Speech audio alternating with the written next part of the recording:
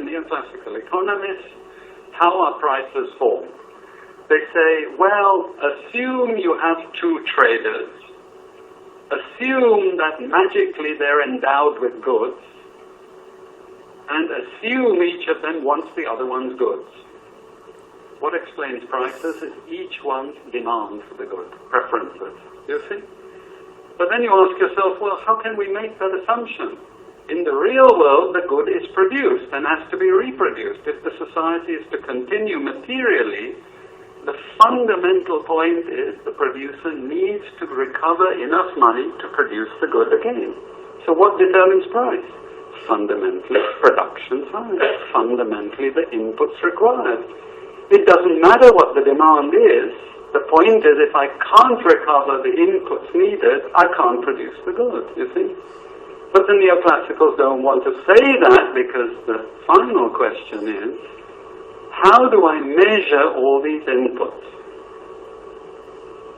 How do I measure? I can't use money, because we are now talking of a real economy to begin with. There's only one thing, because the inputs are material inputs, which are mostly produced goods, and labor time.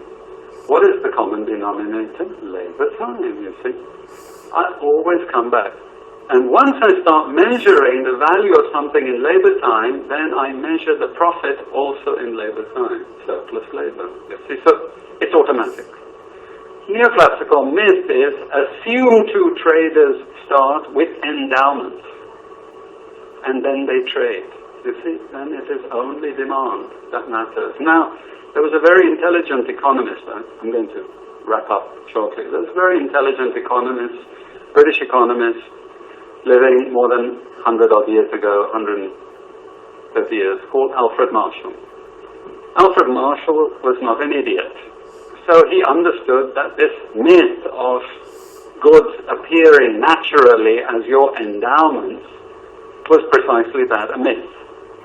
So he's the one that invented the famous cross, supply and demand. He said, well, costs also matter, but demand also matters. But he quickly realized the flaw in the argument, that once you bring costs into the picture, you have to say, what is the most fundamental determinant? It's costs.